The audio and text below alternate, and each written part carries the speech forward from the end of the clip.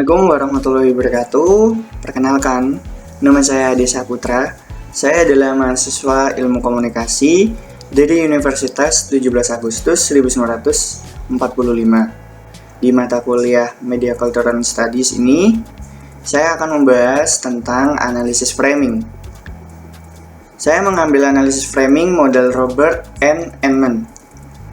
Konsep framing oleh Emmons digunakan untuk menggambarkan proses seleksi dan menonjolkan aspek tertentu dari realitas oleh media.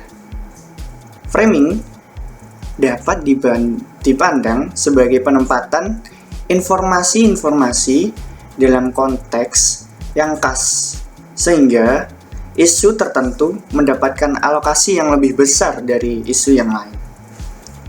Berdasarkan pernyataan tersebut, saya memahami framing bagi Emmons digunakan untuk menonjolkan suatu aspek yang ingin ditonjolkan dengan menempatkan isu-isu tertentu yang penting untuk diketahui pembaca. Nah, menurut Emmons, framing memberi tekanan lebih pada bagaimana teks komunikasi ditampilkan dan bagaimana yang ditonjolkan dianggap penting oleh pembuat teks. Nah, jadi framing itu menonjolkan bagaimana teks itu ditampilkan. Jadi dianggap penting oleh pembuat teks.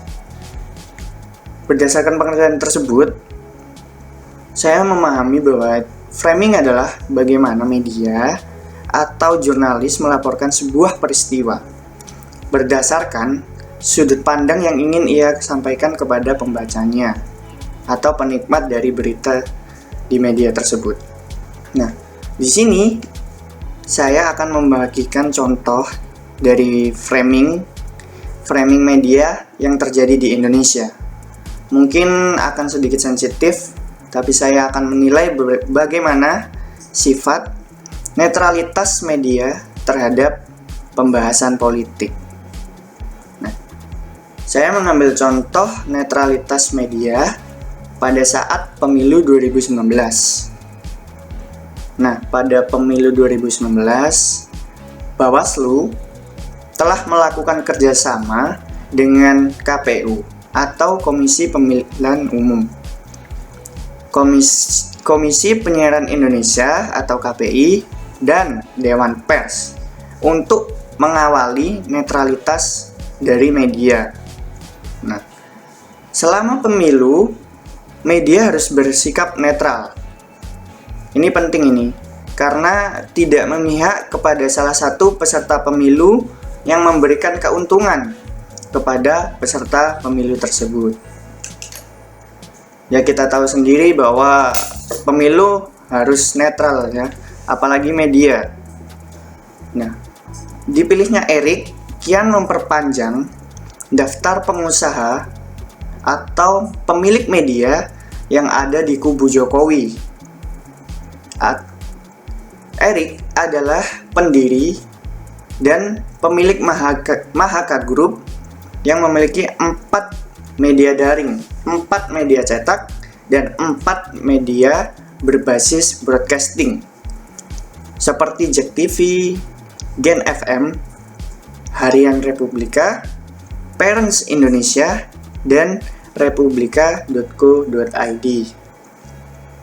Sebelum Erick, sudah ada tuh Heri Tanu Sudibjo, Ketua Umum Perindo, yang juga bos MNC Media, yang memiliki RCTI, GTV, Koran Sindo, Okezone, iNews TV, dan sejumlah media elektronik yang lain.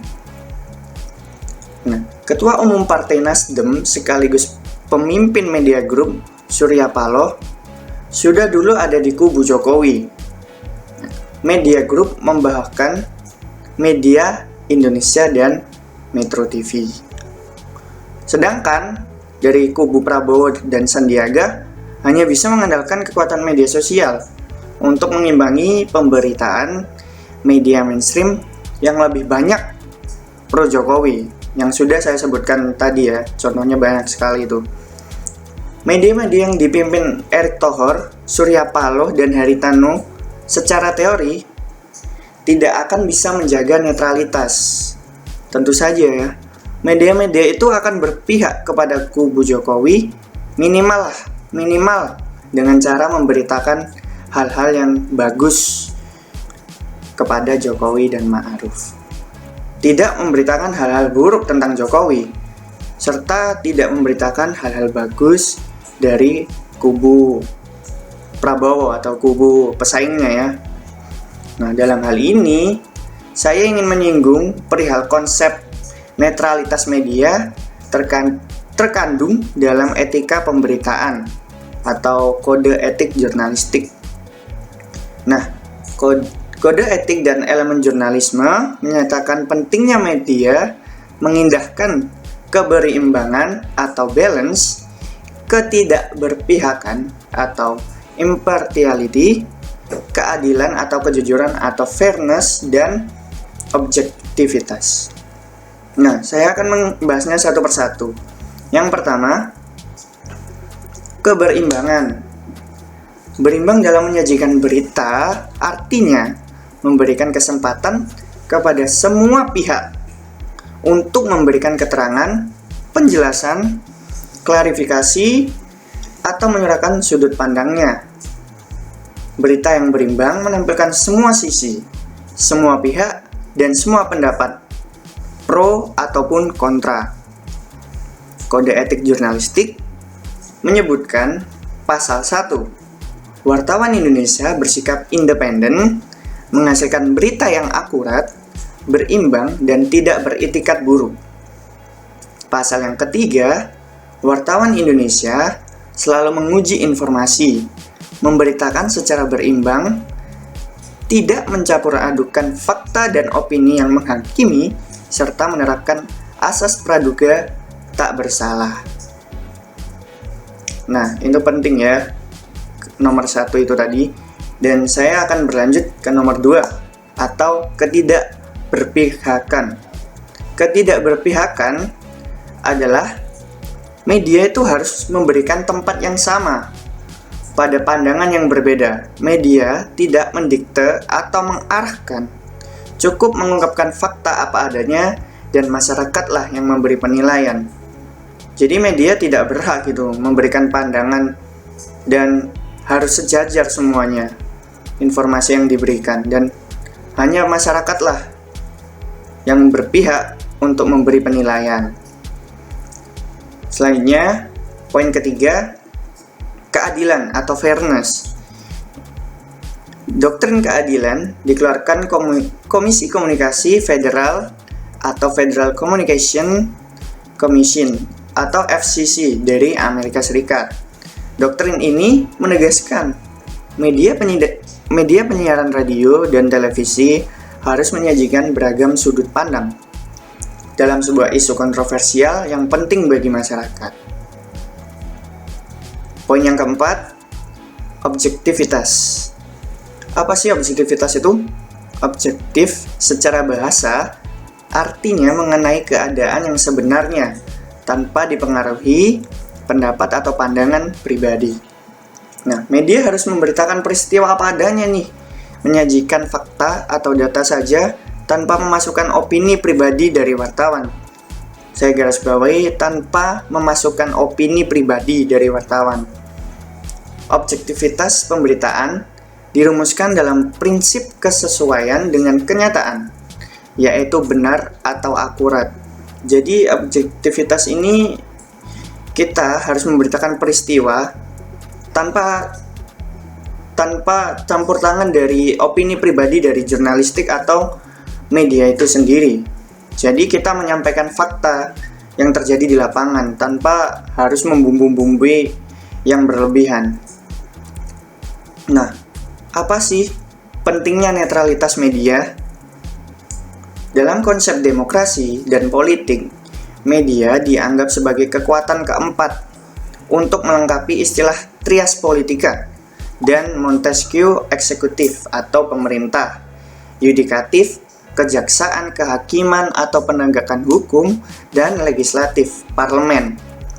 Nah, netralitas media berimbang dan objektif sekali yang akan menjadi publik dalam pelaksanaan pengawasan lembaga trias politika. Media secara ideal berperan menjadi anjing penjaga atau watchdog agar pemerintah, parlemen, dan penegakan hukum melaksanakan tugasnya dengan baik tanpa korupsi atau penyalahgunaan kekuasaan. Nah, media yang pro pemerintah ini tidak mengekspos kebusukan pemerintah. Lebih tepatnya disebut media propaganda pemerintah ketimbang media jurnalistik. Media corong pemerintah akan menggiring opini publik atau memberikan framing bahwa pemerintah berjalan baik atau pemerintahan berjalan baik dan berhasil, serta mengabaikan kebusukannya atau hal-hal buruk tentang pemerintah. Seperti kita tahu banyak sekali ya media-media yang memberikan berita yang menggiring opini bahwa oh ini Jokowi kinerjanya bagus. Berita-berita tersebut disampaikan terus-menerus untuk menjadi makanan publik, sehingga membentuk persepsi bahwa oh memang Jokowi ini kerjanya bagus, dan bahkan hampir tidak pernah memberitakan hal-hal buruk yang terjadi saat Jokowi itu memerintah. Seperti itulah framing. Nah, media massa secara prinsipil memegang amanat sebagai anjing penjaga tadi atau watchdog, pemantau independen terhadap kekuasaan dan penyambung lidah yang tertindas. Nah, media yang dikendalikan politisi, apalagi politisi pro penguasa, tidak bisa diharapkan menjadi watchdog, tapi akan menjadi propagandis dari penguasa dan pertahanan dalam konteks pemilu, serta bisa saja menyudutkan kubu oposisi atau penantang. Seperti itulah pembahasan analisis framing dari saya. Maaf jika ada salah kata. Saya ucapkan maaf dan terima kasih sekali lagi. Wassalamualaikum warahmatullahi wabarakatuh.